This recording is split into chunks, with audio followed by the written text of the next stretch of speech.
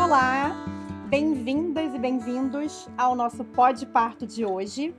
E hoje a gente está com a pediatra Renata Donato, Olá, boa noite. que é da Casa Pitanga, é uma das nossas pediatras da equipe, na qual a gente deposita plena confiança. E eu vou pedir para ela começar se apresentando. Quem é você, Rê? Então, meu nome é Renata Donato, como a Bia já falou, né? Eu sou pediatra, na verdade eu me formei pela Universidade Federal de Juiz de Fora, tem 20 anos.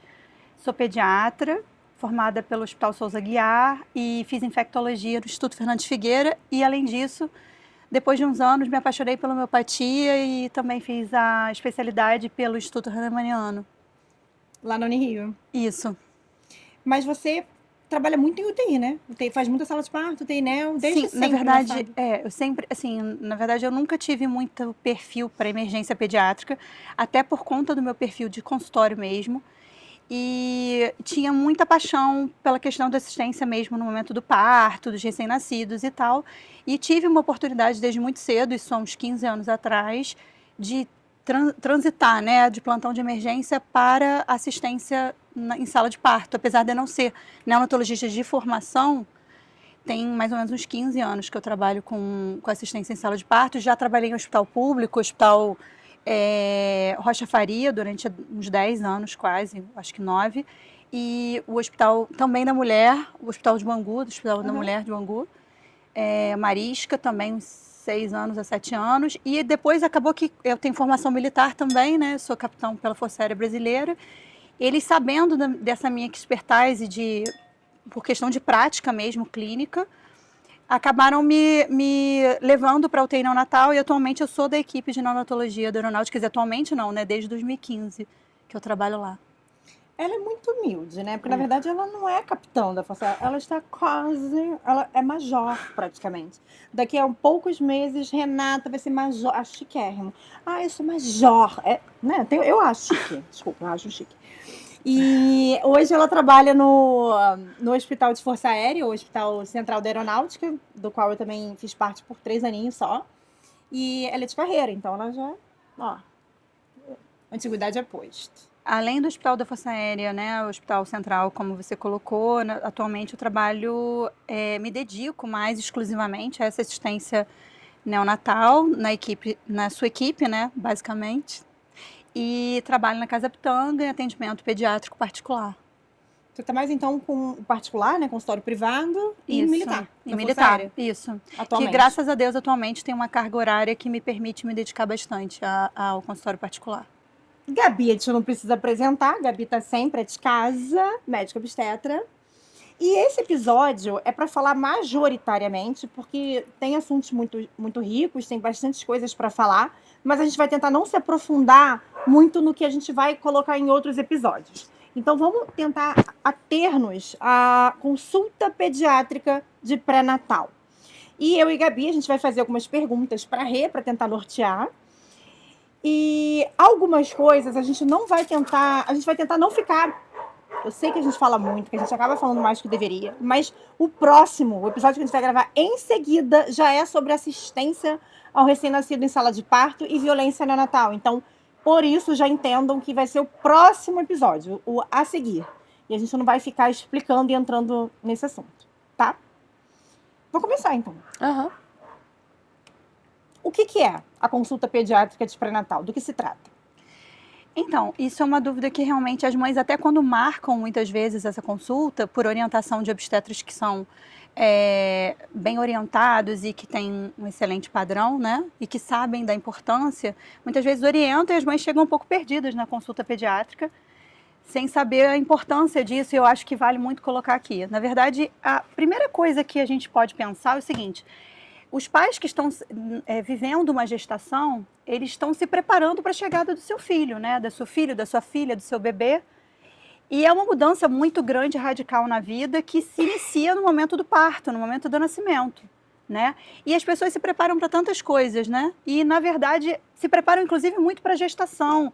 Leem muito, procuram sobre o parto, sobre o que querem para o seu próprio parto, o que desejam que ocorra naquele momento ali do trabalho de parto ou mesmo do pós-parto imediato em relação à gestante, à puérpera, mas muitas vezes não tem um preparo em relação ao bebê em si, a relação que vai se estabelecer ali, o que tem que se saber a respeito da segurança, do que é mais seguro para o bebê, o que é mais indicado, como serão esses primeiros momentos, o que na história dessa gestante pode ter interferência na vida do bebê. Então, tudo isso é discutido e é colocado pelo pediatra, além de possibilitar um estabelecimento de uma relação de confiança, de uma criação de vínculo que vai ser maravilhoso no momento do parto, né? Já começa o vínculo para uma possível assistência pediátrica pós.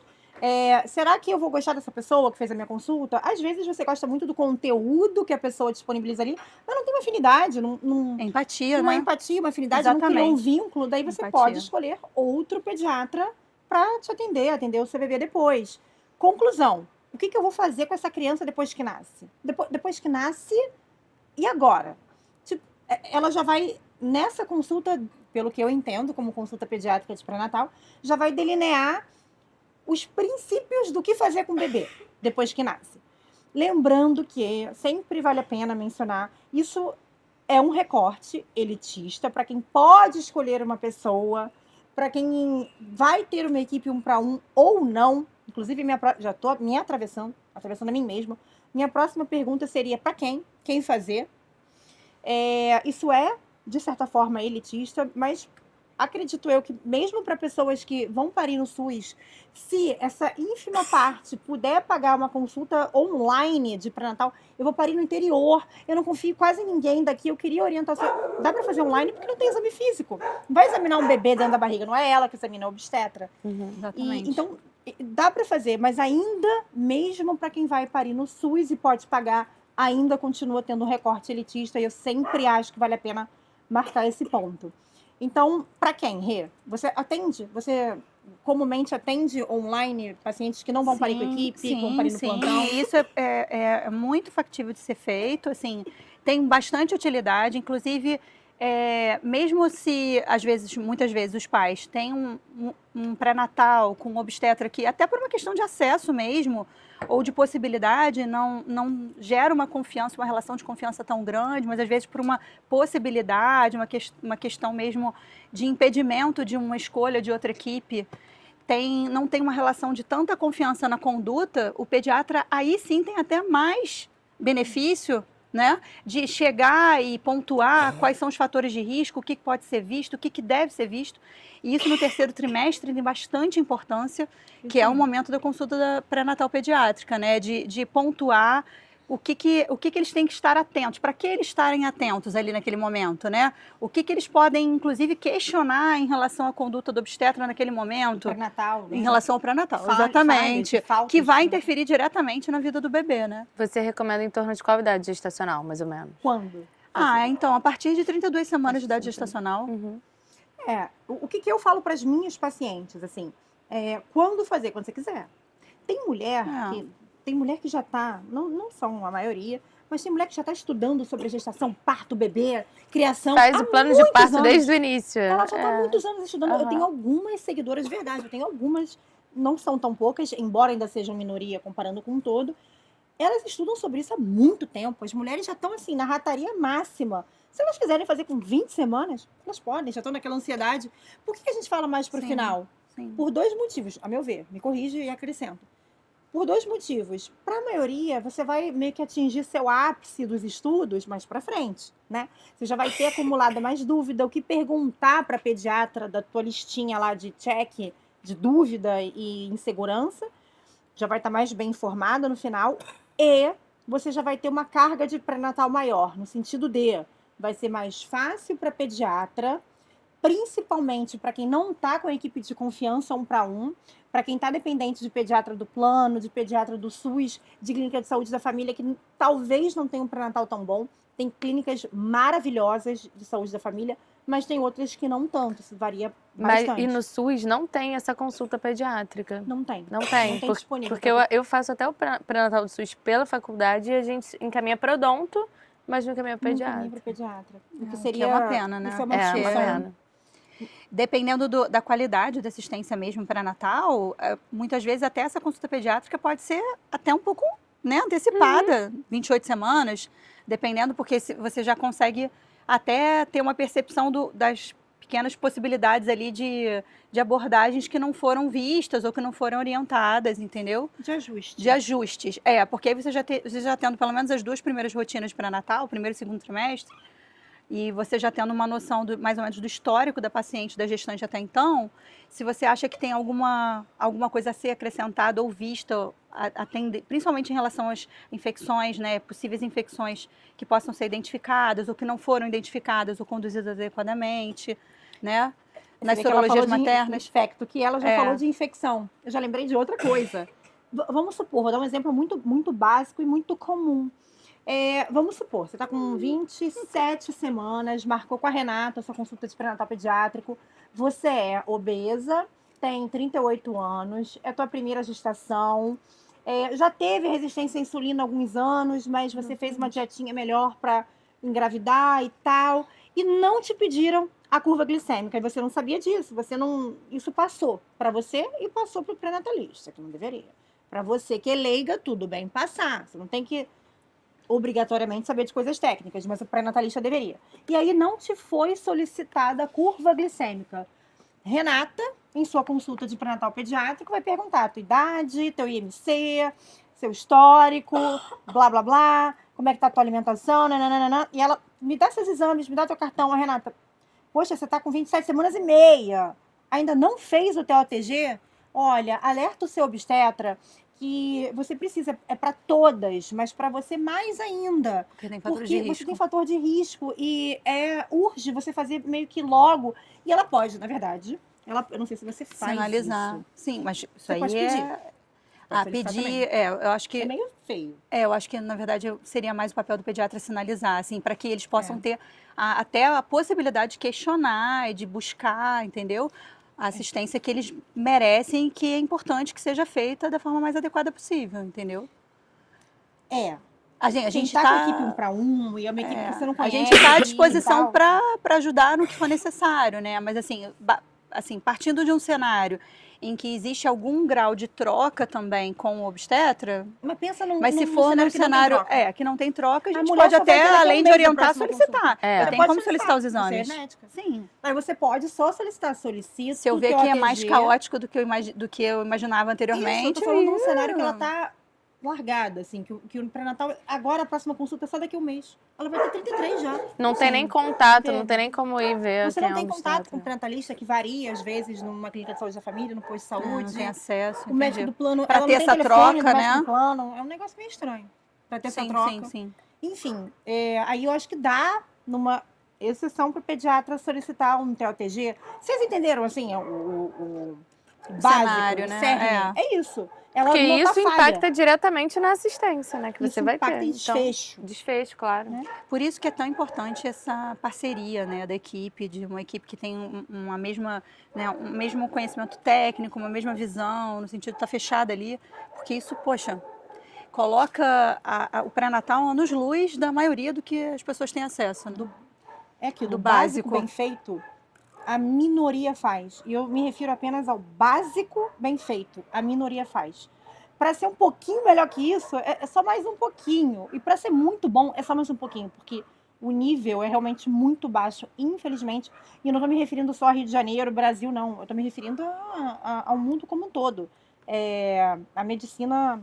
Isso é papo para outro episódio. Olha eu. Próxima pergunta. A gente já falou, então, o que é a sua importância, quando fazer variável. A gente recomenda mais para o terceiro trimestre, mas já está sabendo de tudo? Já quer perguntar sobre coisas? Manda brasa. Para quem? Deveria ser para todas, é a nossa opinião aqui, é o nosso consenso. Isso deveria estar acessível no SUS, como uma orientação pré-natal para um especialista, para um pediatra, não necessariamente neonatologista, não precisa ser o especialista que vai estar lá na sala de parto, mas alguém que entenda do contexto, do cenário de sala de parto, para poder explicar e enunciar. E nisso, assim, eu fico bem confortável em falar que o fato de ter especialidade de infectologia ajuda muito nisso, né? Pô, muito. Das doenças congênitas, né? Nossa, Isso aí, assim, eu até, assim, na aeronáutica eu acabo sou, né, a única infectologista pediátrica que tem no Brasil. Sou a única, tá? Da FAB. Força Aérea? Pediátrica, temos infectologistas Sim, adultos excelentes. Não, pediatra. Mas eles acabam buscando muito para isso, né? Porque todas as situações que saem de um básico em relação à abordagem, né, no pré-natal, eles já me chamam para Dá um poder parecer, né? dar um parecer a respeito Ai, disso. que chiquérrima. Isso é muito Adoro. legal, isso é Ai, muito achei legal. chique. E eu adoro infectologia, sou apaixonada. Eu acho legal também. Não, mas Sou apaixonada. dúvida de infecto, no geral, mesmo que não seja infecto Ai, é muito pediátrica, legal. eu sempre mando áudio pra Renata. Rê, me lembra disso aqui? Me explica. Muito legal. Aí ela me explica, eu fico assim, ouvindo e entendendo, porque ela tem realmente uma didática muito boa, né? As pessoas têm qualidades e defeitos. Uma das qualidades da Renata, ela tem uma didática muito boa, ela fala muito bem. Aí Eu fico falo assim, muito, né? Mas eu ela falo fala bem. muito, Não, mas né? você Eu acelero explica o áudio dela, super não tem bem problema. também. Mas ela explica muito bem, muito bem. E aí eu fico aprendendo e sempre tiro dúvida com ela de infectologia. Por exemplo, um outro cenário.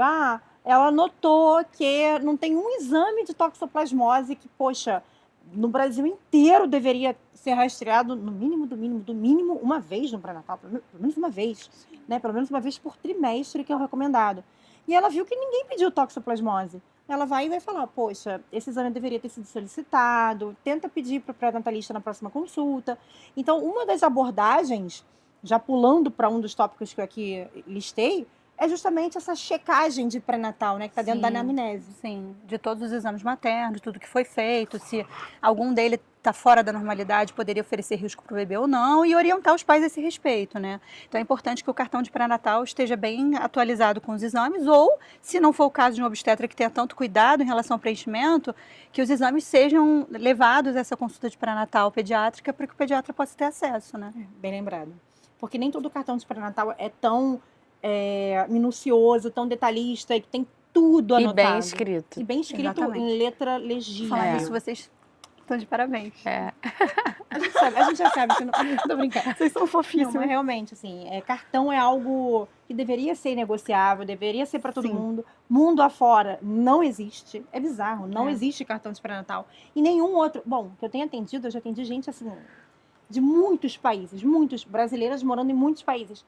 Não tem cartão de pré-natal, elas não têm acesso a seus exames, elas não têm acesso a seus prontuários. Não tem. Aqui no Brasil existe o cartão de pré-natal, mas a galera, nem no SUS, que é regra, a galera preenche mal, preenche pouco, Errado, incompleto, rasura.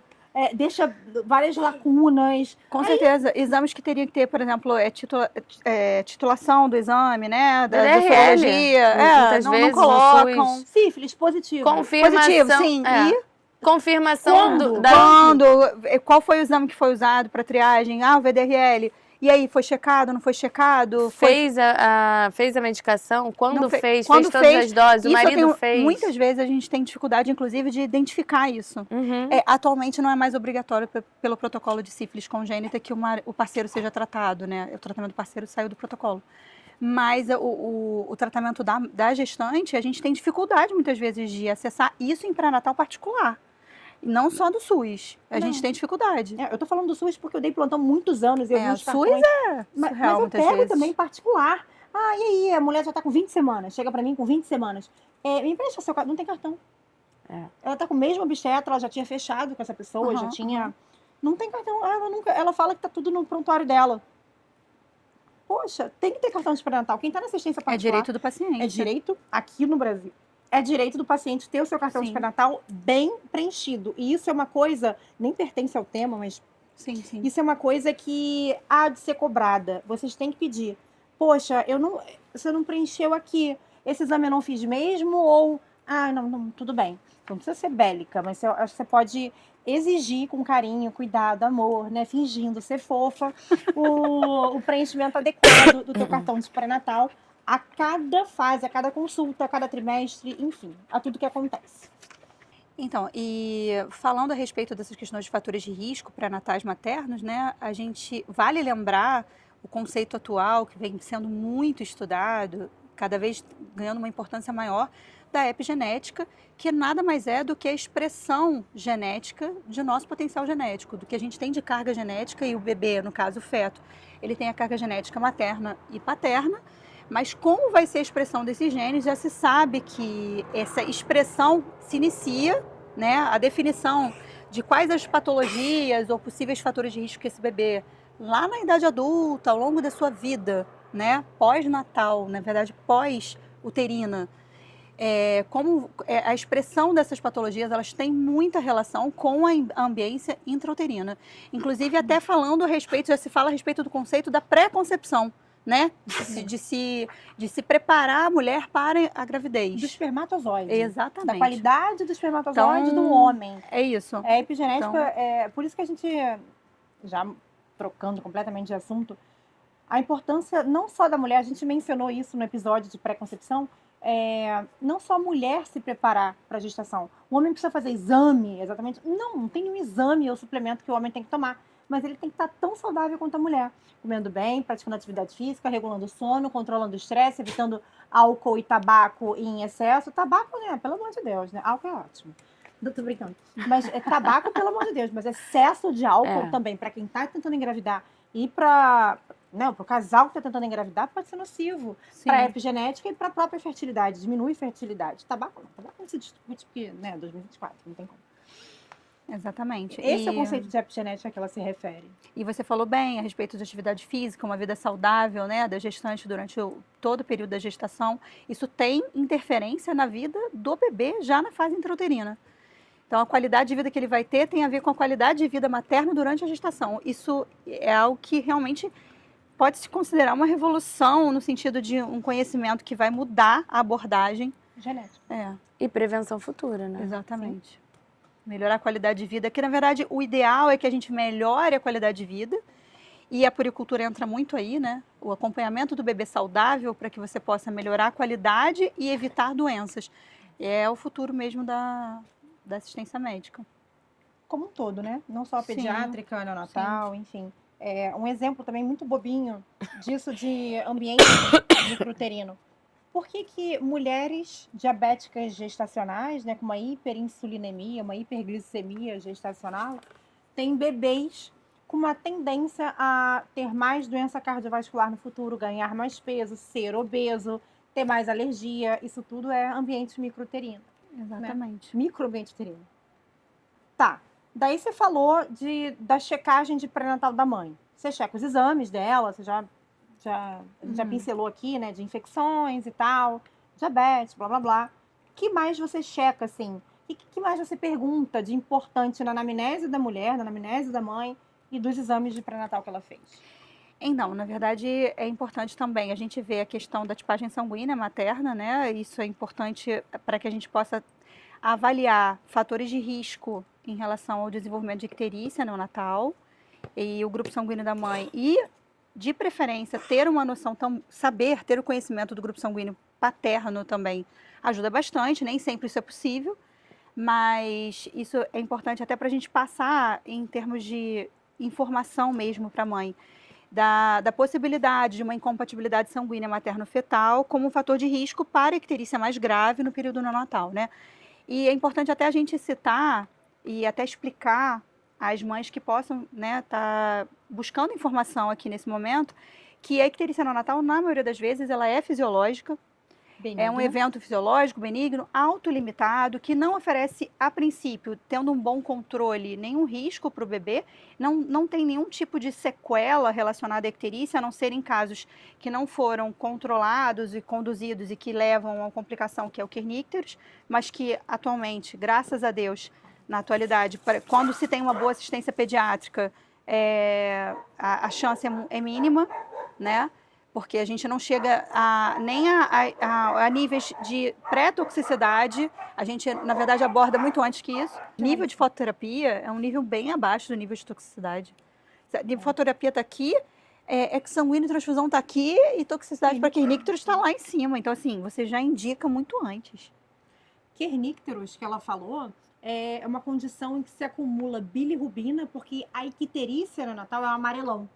É o bebê. Icterícia no adulto também, né? A icterícia é o corpo ficar amarelo por conta do aumento dos níveis de bilirrubina, que é um pigmento do fígado, digamos assim, no sangue.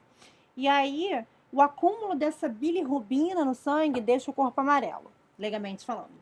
E o acúmulo bizarro em níveis assim, supra, ultra, mega fisiológicos, pode acumular na base do crânio, no tronco cerebral, não é isso? Ainda lembro. No tronco cerebral, levando a essa condição gravíssima neonatal chamada kernícteros. É uma Encefalopatia. doença que é, inclusive, fatal e que leva a sequelas graves. Mas isso só se vê hoje em dia, assim, em condições que não tem médico, não precisa ser um pediatra, não precisa ser, assim, muito informado para ver que o bebê está muito amarelo. E é muito fácil levar um serviço que tenha pediatra, que tenha fototerapia, que é aquele banho de luz. Então, kernícteros hoje em dia, acho que até no Brasil é muito raro. Tá mais frequente em países da África que não tem qualquer assistência médica, enfim, tá bem raro hoje em dia. Então, o nível, ela estava explicando aqui em off, o nível de fototerapia, de banho de luz, para o bebê precisar, para se indicar fototerapia, tá aqui.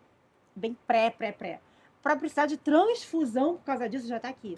Para kernícteros, tá lá no céu. Então, assim, ninguém vai morrer, tá? O bebê não vai morrer, tá amarelo no primeiro, no segundo dia, fica tranquila, só ser avaliada por um pediatra, coletar exame e não vai ter kernícteros assim, não vai. É muito amarelo por um bom tempo e não tratado.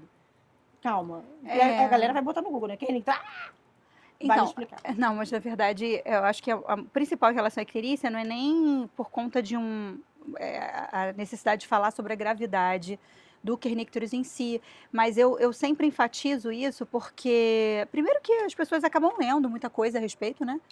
E, assim, é uma das intercorrências bastante comuns nos primeiros dias de vida, que muitas vezes pegam os pais de surpresa, porque os pais não sabem nem da existência da icterícia e muitas vezes não sabem nem da possibilidade disso levar, às vezes, uma internação, que é uma internação relativamente simples, profilática para a fototerapia, mas isso desestrutura um pouco, às vezes, aquele momento inicial ali, que é um momento que eles estão aguardando de forma tão, né, com tanta ansiedade, com tanto amor ali, e de repente vem a notícia de que tem uma icterícia que eles nunca souberam que poderia existir.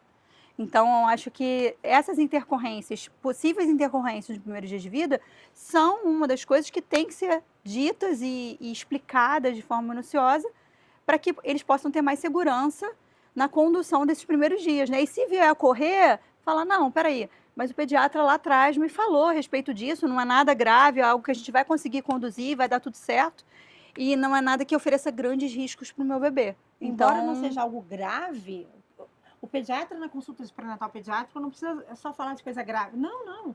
Fala de coisas potencialmente que tem risco de acontecer, que tem chance, não vou falar nem risco, as pessoas têm chance de acontecer, mas que muito provavelmente são condições fisiológicas, mas que podem levar, ou um pouquinho suprafisiológicas, mas que por profilaxia pode-se levar uma internação em UTI neonatal, e aí as pessoas já ficam UTI.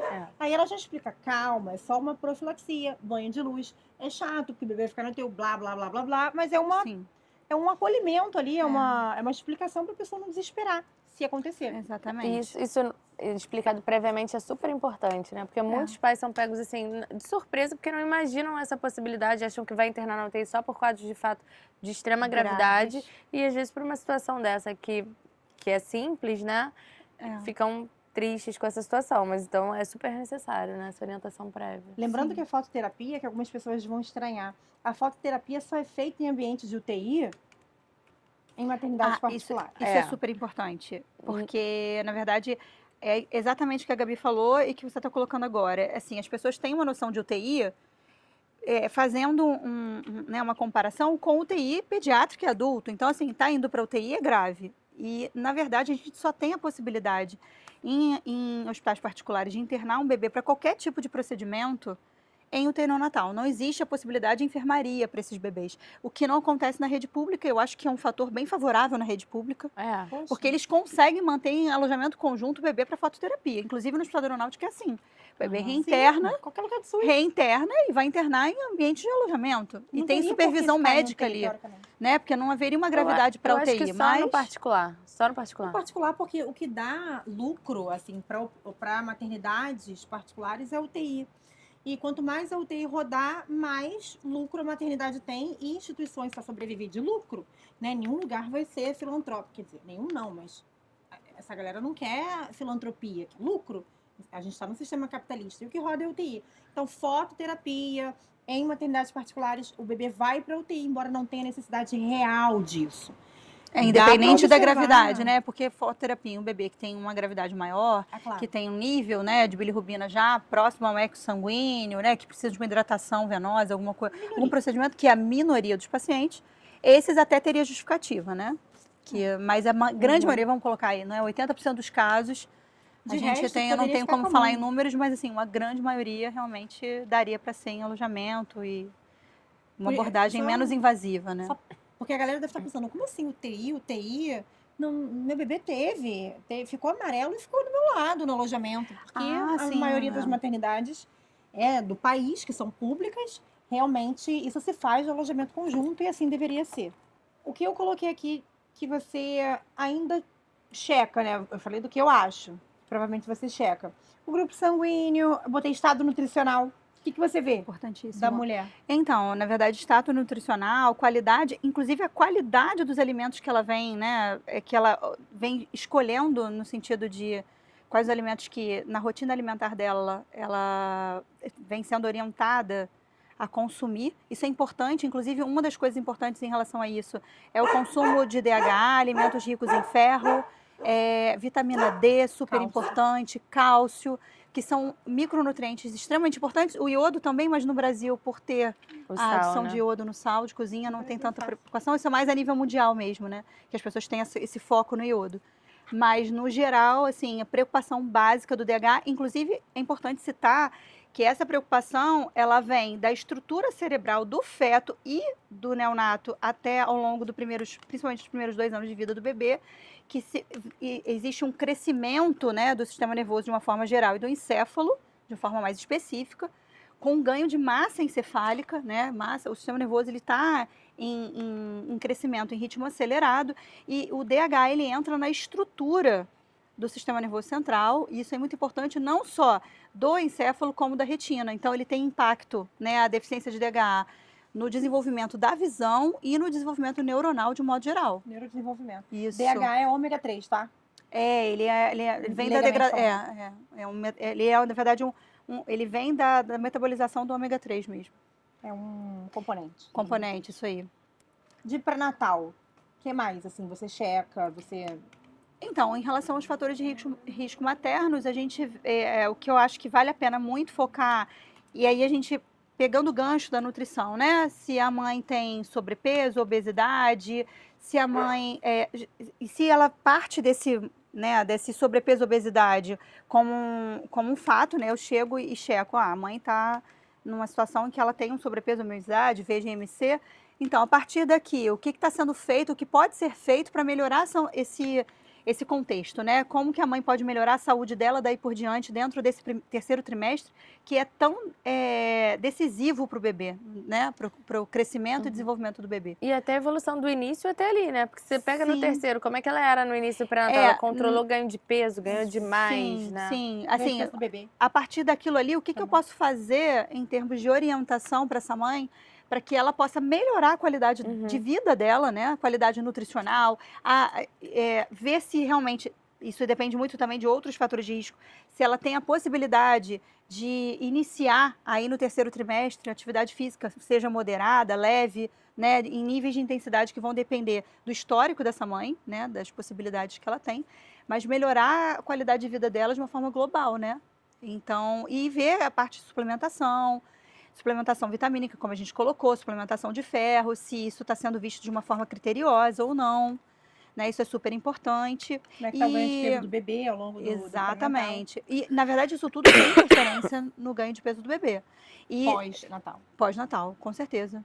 E ver se a mãe, na verdade, já vem pra gente, pra consulta pediátrica, com algum fator de risco que tem que ser valorizado, no sentido de orientação. Por exemplo, um bebê, uma gestante, né, que vem com um histórico de que isso poderia levar a um risco de prematuridade, colocar isso para a mãe, olha, você tem fatores de risco que podem levar à prematuridade. O que ocorreria nesse caso? Como que a gente pode, na verdade, orientar essa mãe a respeito de um parto prematuro? O que ocorreria no caso de um parto prematuro, né? Se ela tem esses fatores de risco, já entrar na prematuridade para poder orientar quais são os fatores de risco de um bebê PIG, se for o caso, no caso de um bebê que está tendo um crescimento restrito, de um bebê prematuro, numa possibilidade de um parto prematuro, às vezes de uma gestação gemelar que oferece esse risco, dependendo do caso, entendeu? E do DMG também, né? Sim, também. Com certeza, né? Sobre a possibilidade de hipoglicemia neonatal, né? Ah, a também. individualidade, né? Aí ela vai entrar na Individualizar a individualidade. assistência, é verdade. E essa questão do DMG, que a Gabi citou, isso é bem importante, porque já existe uma necessidade já de abordagem que não deixa de ser um pouco invasiva, que é a questão da avaliação da glicemia, né? Do bebê assim que nasce. A primeira glicemia a ser aferida é no primeiro minuto, na primeira hora de vida. E se os pais realmente não têm essa ciência, isso pode impactar para eles no sentido de, meu bebê não está bem, o que está acontecendo com ele? Por que tem que ficar furando o meu bebê para avaliar a glicemia? Ninguém tinha me falado sobre isso. Mas a dúvida que muitas mães têm, mas o meu diabetes está controlado. Eu controlo, eu super me empenho em relação à dieta, atividade física, meus exames são ótimos, mas, na verdade, a presença de diabetes gestacional em si já é fator de risco para hipoglicemia do bebê. A mesma coisa em relação aos bebês GIG, né? Os bebês que têm, né? Mesmo sem diabetes. Mesmo sem diabetes. Esses bebês também são bebês que vão ter risco de hipoglicemia. E eu também cito para os pais, oriento os pais de que esse risco de hipoglicemia é naquele momento de transição ali, né? Que o bebê está se adaptando, né? Ao metabolismo do bebê que estava numa ambiência de um suprimento, né? De um aporte de glicose um pouco maior, em que ele vai para um outro contexto em que ele tem um aporte bem menor, até porque é fisiológico que assim seja. Só que ele vinha de uma outra ambiência, né? Então, isso é algo que a gente não tem que levar para casa, porque às vezes os pais ficam preocupados, mas e depois que eu tiver alta? Não, como que vai adaptou, ser, né? Já adaptou. É isso aí. Mas isso tudo pode ser dito e eu acho que vale a pena bastante orientar. Só traduzindo um pouco mais o que ela falou, para quem não está acostumado com alguns termos, para quem não leu o feed ainda, está só no pós-parto, só no áudio. DMG é diabetes mellitus gestacional, que é uma resistência à insulina transitória da gestação, definida por uma hiperglicemia materna ao longo da gestação, por toda ela ou por uma parte dela, em que o bebê está sendo bombardeado de moléculas de glicose que atravessam com facilidade a barreira placentária, por osmose, e aí o bebê que está acostumado, enquanto o cordão está intacto, glicose, glicose, glicose, glicose, já que o sangue da mulher está lotado de glicose, o bebê está recebendo lá glicose, glicose, glicose.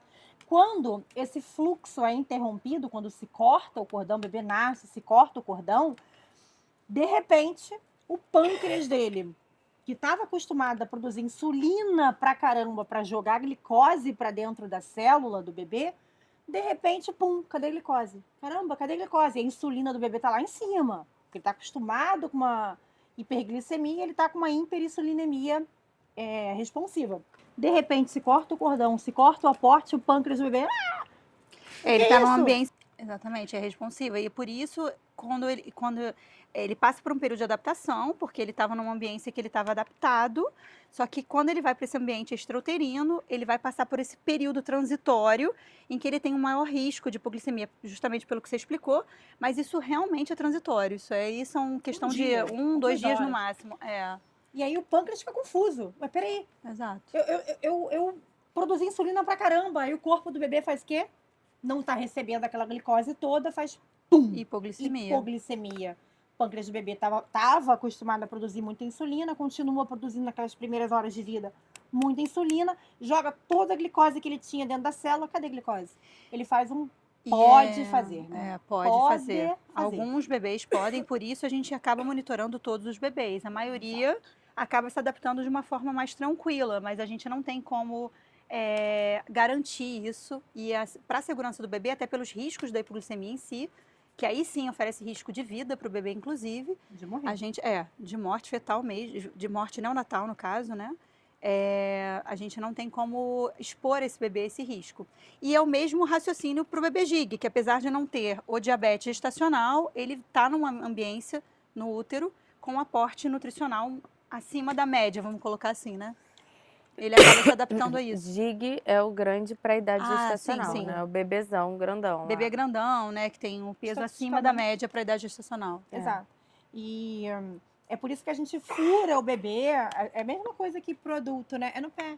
Ou no... É no pezinho. É no pezinho. No calcanhar. No calcanhar. É no calcanhar. Isso. Faz a glicemia capilar, né? Que o adulto faz em ponta de dedo, o bebê faz no calcanhar. Mais rigorosamente, nesse primeiro dia de vida até a alta, primeiras 36 horas, talvez, porque proporcionalmente, quanto pior está a diabetes gestacional, quanto mais descontrolada está a diabetes gestacional, insulino dependente, com um bebê grandão para a idade gestacional, com muito líquido, que são repercussões clássicas do diabetes gestacional descontrolado, quanto mais coisas houver, quanto mais descontrole houver, maior o risco de hiponeonatal. Mas ainda o bem controlado tem risco de hipoglicemia neonatal. Exatamente. E é por isso que ela, no pré-natal pediátrico, essa consulta já informa, olha, você tem diabetes, o bebê vai ser monitorado assim, assim, assado na primeira hora de vida, não se assusta. O range, a meta de glicemia para o bebê é até tanto, isso é muito baixando importante, disso. porque, na verdade, o que a gente considera como hipoglicemia, né, para o bebê, mas isso normalmente eu falo no pós-parto imediato, no momento em que a gente vai iniciar mesmo essa monitorização, né, essa avaliação. Mas, na verdade, a avaliação de hipoglicemia neonatal é muito diferente do adulto, né, da criança maior, né. Então, no primeiro dia de vida, por exemplo, a gente considera como hipoglicemia que exija alguma intervenção abaixo de 45. Então, isso para os pais é importante também ser citado, né? Não obrigatoriamente, se existe uma possibilidade, se existe essa abertura e essa troca, excelente antes que o bebê nasça. Mas para saber que existe esse diferencial. Então, o pediatra vai estar atento e muitas vezes vai tolerar níveis de glicemia que os pais vão dizer, ué, mas isso aqui está muito baixo, mas não. Na verdade, o metabolismo do bebê nos primeiros dias, ele funciona de uma forma um pouco peculiar, diferente.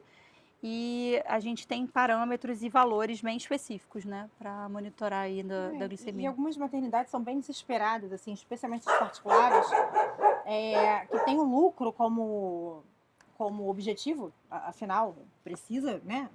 Nenhum lugar particular vai existir se não tiver lucro. Já ficam desesperadas com 50, 55 de glicemia. Não. Já ficam desesperadas assim, tá longe do 45 ainda, mas já interna na UTI para observar. Aí o pediatra dessa segurada. Não, peraí. Isso é importante, até por isso é importante que o pediatra assistente tenha a rédea dessa situação e ele coloque a sua conduta ali com segurança, lógico, sempre baseado em conhecimento técnico, mas assim, protocolo, isso não é nada que... Porque eu acho bem complicado essa questão da minha experiência. Eu acho que a experiência da gente vem através de estudo, né? Isso é natural. Mas, assim, existe um protocolo para isso e bebês que estão bem clinicamente, eu já coloco isso até para um entendimento dessas mães que não possam ter essa assistência pediátrica, bebês que estão clinicamente bem em alojamento, sugando bem, mamando, ativos, reativos e que você vê que não existe nenhum sinal, nem de hipoatividade, nem cianose, nem baixa sucção no peito, que possa estar associada à hipoglicemia, mesmo que ele tenha hipoglicemia, a gente pode e deve colocar no peito, uma primeira detecção de hipoglicemia, o bebê vai sugar no peito, depois de 40 minutos da mamada, pode-se fazer, né, entre 30 a 60 minutos da mamada, uma avaliação dessa glicemia novamente, e aí sim, se a gente viu que mesmo assim, o bebê sugando bem, né? Havendo ali uma assistência, até um suporte para essa mamada, porque às vezes a mãe pode estar, tadinha, perdida. Ela não sabe ainda como colocar no peito. E aí, na hora que você tem um suporte, o bebê mama bem e essa glicemia se eleva tranquilamente. Aí é que você vai, numa situação pontual, talvez necessitar de uma complementação, que infelizmente nas maternidades particulares não se permite que seja por ordenha. Porque o ideal é que fosse, né? Mas não se permite. Mas aí existe todo um protocolo para isso. Então, o fato do bebê fazer hipoglicemia não quer dizer que seja necessidade imediata de complemento. Depende muito do caso, do momento. Dá para reavaliar, Exatamente, individualizar. da situação. Individualizar, isso aí. E Eu não acho que a palavra é necessariamente, essa. Pum, vamos observar na Individualizar. UTI. Não, peraí, ainda tem subterfúgios, ainda tem recurso, ainda dá para, a não ser Depende. que clinicamente o bebê esteja mostrando que ele realmente Sinais está de gravidade. hipoativo. Que seria a hipoglicemia sintomática. Essa Exato. aí não tem o que Não, discutir, tem que realmente. internar, claro. Então a gente falou de tudo que a gente lembrou com relação à mãe, fatores de risco maternos que podem se espelhar em fatores de risco neonatais ou fetais. Vacinas. Você conversa na consulta pediátrica sobre as vacinas do bebê Então, e da mulher? Não. na verdade, da mulher, sim, né? Eu checo quais são as vacinas que foram feitas ao longo do pré-natal, foram indicadas para a mãe, né? Entre elas, importantíssimo, a vacina tríplice celular para prevenção. Eu não sei se todas as mães sabem o porquê dessa vacina, mas é para prevenção de pertussis no período neonatal, principalmente nos primeiros não só no período neonatal, nos primeiros 2 meses de vida, antes da primeira dose da vacina que ocorre aos 2 meses, né? Da vacina hexavalente ou pentavalente que contém a tríplice bacteriana, né? Faz parte dessa vacina. Mas, na verdade, o bebê só vai ter possibilidade de se vacinar algum tempo depois, já com 2 meses de vida. E no período que ele está mais suscetível, né, que é o período neonatal. Dentro dos primeiros 2 meses de vida, a gente pode falar assim, quando o bebê tem uma maturidade do sistema de defesa, é quando ele tem mais necessidade de estar protegido para pertussis, que na verdade é a coqueluche, que para nós, né, que somos imunocompetentes, já temos um amadurecimento do sistema de defesa, a coqueluche é uma doença relativamente que oferece pouco risco, né? Passa. Passa. Muitas vezes a pessoa tem uma tosse crônica e não sabe nem que é coqueluche. Eu costumo brincar com isso. As pessoas falam, ela tem uma tosse crônica, deve ser alérgica. Aí, em algum momento, alguém lembra de prescrever um macrolídeo para essa pessoa. E melhora. Acaba a tosse. E aí, Márcia, vamos prescrever. Isso acontece muitas vezes. E assim, aí eu não vou entrar nesse mérito, mas tem outras possibilidades aí, né, de diagnóstico. Mas assim, uma delas é a coqueluche, entendeu? E a coqueluche, para o adulto, passa muito despercebida, né? E o adulto, ele é agente transmissor para a criança, como a criança maior também é, né? Mesmo a criança vacinada, porque se você tem mais de 5 anos, né, da última dose de vacina, você já seria potencialmente um transmissor dessa doença. Então, E esse é o objetivo principal do DTPA para a mulher, né? Difteria, tétano e pertussis, como ela falou. Isso. Que é a coqueluche neonatal, que pode ser potencialmente grave, fatal no bebê, que é imunodeficiente ainda. Isso. E aí eu acho que valeria a pena. Oi? Além da mãe. Isso, é importante citar isso aí também, que na verdade os contactantes domiciliares, a gente tem que ter uma preocupação com eles, a gente acaba focando muito na gestante e na puérpera, mas existem outras pessoas que estão responsáveis pelo cuidado com o bebê, né? E entre elas, né, muitas vezes os avós, ou mesmo uma cuidadora que vem, né, trabalhar junto à família, ou prestar uma assistência à família, para os cuidados do bebê, que trabalha naquele ambiente domiciliar ali, que vai ter um contato direto. E eu sempre peço para que essa família foque nos contatos diretos diretos e frequentes, né? Não é aquela pessoa que vai visitar o bebê que vai precisar tomar a vacina, mas aquela pessoa que vai ter contato frequente, vai participar dos cuidados desse bebê. Importante não só receber a DTPA, como também a vacina para influenza, é importante.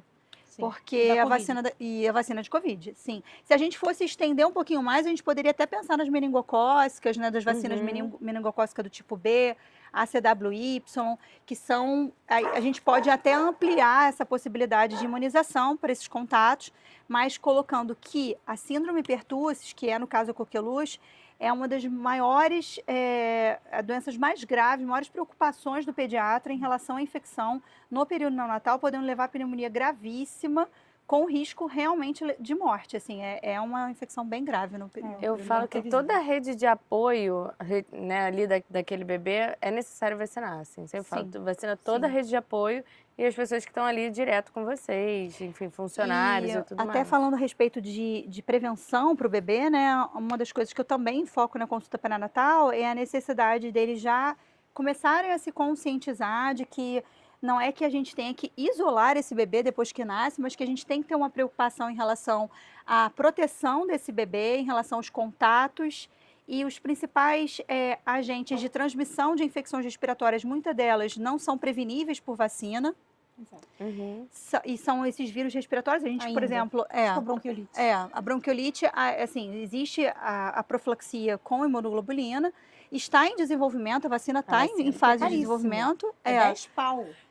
Não, imunoglobulina é bizarro para a gente realmente Mas em breve conseguir. a gente vai ter a vacina, né? Vai ter a vacina. Mas ainda não temos. Não temos, né? Não é uma doença prevenível por vacina. Graças a Deus, a influenza e por isso a necessidade de vacinar, a importância de vacinar. Mas outros vírus respiratórios existem que não são preveníveis na atualidade por vacina e que também são potencialmente graves para o bebê. Exato, né? é síndrome respiratória viral, Exatamente. pulmonar, que são de transmissão por saliva, secreção respiratória. Então é muito fácil a transmissão, né? Então a gente tem que ter esse cuidado, evitando ambientes fechados, aglomerações, né? Mesmo aglomerações familiares, crianças pequenas que muitas vezes, né? Criança tem meleca, né, gente? Vamos combinar que tem meleca. Toda Pegar criança tem meleca. em mão, dar beijo, essas coisas. Cuidado, né? Ter esse legal. cuidado com a higiene, tudo isso. Lugar de recém-nascido, de bebê pequenininho, não é no shopping, não é na casa do parente, vai ter mais 30 pessoas. Não, é em lugares arejados, ao ar livre, com menos pessoas possíveis. Não é hora de todo mundo visitar. não é circo, não é show, né? Isso é uma das coisas que ela aborda na consulta de pré-natal pediátrico. Eu vou só falar um passant, porque vai ser parte do nosso próximo episódio. Outra coisa que a pediatra aborda muito na consulta de pré-natal é a respeito do que está previsto de procedimento em sala de parto, né? De como é a golden hour, que tipo de procedimento o bebê pode vir a passar e outros que não deve passar de jeito nenhum. Ela aborda, acho que não quando está com a equipe 1 para 1, da qual ela faz parte, tipo a Renata, mas ela aborda sobre violência neonatal, o que tipo de procedimentos poderiam ser considerados como violência neonatal ou que tipo de abordagens que não tenham sido feitas para o bebê constitui também violência neonatal. Então, é algo que o pediatra vai pincelar na consulta a depender do contexto, a depender da assistência em que essa mulher está inserida. Vou passar só assim, realmente correndo, porque a gente já vai abordar. Uma pergunta. Se a pessoa não está com a equipe e fala que está com uma cesariana marcada, você adentra esse assunto e explica que é melhor para o bebê, que ele se mostre pronto, que se ela puder converter isso para uma cesariana intraparto é melhor para o bebê, ou você fica quieto? Normalmente, quando os pais abordam isso para mim, eles já querem a minha opinião. Se eles chegam a colocar, uma cesárea marcada, o obstetra achou assim que seria melhor por conta da idade gestacional, então eu estou programando para tal idade gestacional. E aí eu me sinto bem à vontade, já que, assim, se eles me procuraram para que eu possa dar a melhor orientação possível, eu acho que eu tenho que colocar, né? E aí eu coloco sim que a cesárea, e se tem suas indicações precisas, que uma cesárea eletiva nunca é a melhor opção. O nome já fala eletiva, então não seria uma cesárea indicada por alguma indicação materna ou fetal, né? Ela é uma cesárea que foi programada por alguma comodidade no sentido de que se coloca, né? Que muitas vezes o obstetra coloca, é um momento de segurança, mas a segurança do bebê passa muito além de uma idade gestacional presumida, né? Que inclusive a questão da idade gestacional é algo que pode ter falhas, né? Porque a gente faz um cálculo de idade gestacional e a gente presume essa idade, mas às vezes uma diferença de 1 a 2 semanas na idade gestacional daquela presumida, na maturação do bebê, na maturidade do bebê, muda completamente a adaptação do bebê após o nascimento. Poxa, e né? Risco. Então, assim, a gente permitir que esse bebê que essa mulher possa entrar em trabalho de parto, que esse bebê possa passar pelo estresse do parto, né? A ação dos hormônios do parto, de todo aquele processo que se inicia naquele momento das contrações mesmo do trabalho de parto efetivo. Se existe uma necessidade de uma cesárea intraparto, a gente entende que é por risco materno, risco fetal, mas se essa mãe não tem opção, não, o meu obstetra realmente ele não vai bancar levar esse parto até o final, ele quer, realmente, ele é um cesarista, ele vai fazer cesárea. Ou ela optou por cesariana. Ou ela optou porque ela não quer passar pelo trabalho de parto, então que a gente permita que esse bebê realmente, essa mãe entre em trabalho de parto, para que o bebê possa ser submetido a uma cesárea, mãe no caso, né, o bebê nasça mediante uma cesárea intraparto, que a cesárea intraparto, de forma não total, mas o bebê tem algum benefício por conta do estresse do próprio parto, né, daqueles hormônios circulantes que passam via transplacentária para o bebê e que ajudam na adaptação tanto da parte respiratória do bebê, porque a transição circulatória e a transição respiratória do bebê é algo bastante complexo, que as pessoas não entendem, acham que ocorre de forma natural. É natural. Não estou dizendo que não seja natural, mas na cesárea eletiva, em que o bebê não teve nenhum sinal de que ele iria nascer, você imagina, ele está ali no útero e nada mostrou para ele que ele precisaria se adaptar a respirar. Assim, quietinho. Até então ele está recebendo oxigênio pelo cordão umbilical, as trocas estão sendo feitas via transplacentária, e aí ele é retirado do útero sem nenhum aviso, sem nenhum sinal, e os avisos aí vocês entendem como essa questão hormonal mesmo, né, esses hormônios do estresse do parto, e fora que, né, colocando de uma forma mais ainda, né, ideal, a passagem pelo canal, a absorção de líquidos, né, a adaptação desse pulmão não é só pela parte hormonal, né? Então o bebê ele vai recebendo sinais e vai se adaptando ao longo do processo do parto, mas não sendo possível que seja uma cesárea intraparto, para que ele possa ter minimamente a possibilidade de se adaptar. E eu vejo isso no dia a dia, assim, bebês que a mãe opta pela cesárea intraparto, tem uma evolução já bem mais favorável do que muitos bebês que às vezes são 39 semanas, 40 semanas, faz o que a gente chama de taquipneia transitória do recém-nascido, que é, inclusive, uma afecção bastante comum das cesáreas eletivas. Bem comum. E de bebês a termo, tá? Porque são bebês de 39, 40 semanas, que passam por essa taquipneia, muitas vezes são internados em UTI, porque a gente tem um limite para essa adaptação do bebê, né, de observação clínica. E quando você vê que esse bebê mantém uma taquidispneia e desconforto respiratório, por conta dessa dificuldade adaptativa da parte respiratória, ele tem que ser transferido para a UTI. Aí você imagina o transtorno para a família de um bebê a termo, que teria tudo para nascer muito bem. Aquela família que investiu em todo um pré-natal para que ele tivesse o melhor momento do nascimento possível e que por conta de uma cesárea mal indicada... 10 dias de UTI. Exatamente. Lembrando que existem indicações muito pontuais para cesariana marcada, eletiva. É bem difícil que ela seja necessária. Um exemplo aqui, clássico, placenta prévia total. Essa sim, a gente não vai deixar entrar em trabalho de parto, ela não pode entrar em trabalho de parto. Beleza, esse bebê, apesar dos riscos, é melhor para ele e para a mulher que seja marcado, né? Porque os dois correm risco de morrer caso se inicie um trabalho de parto e evolua rapidamente, né? Então, é muito pontual. A maioria, a quase totalidade, digamos assim, vai se beneficiar do bebê mostrar que está pronto para nascer, que é o início do trabalho de parto. Acho que a gente falou tudo. Fui excluindo Umas coisas que não precisava, né? acho que não... Se a gente lembrar, a gente fala em outro episódio, porque a gente é assim, né? A gente vai largando e dando informação. Então tá bom. Vamos pro próximo, sobre assistência pediátrica neonatal em sala de parto. E obrigada pela audiência. Até a próxima. Beijo. Beijo.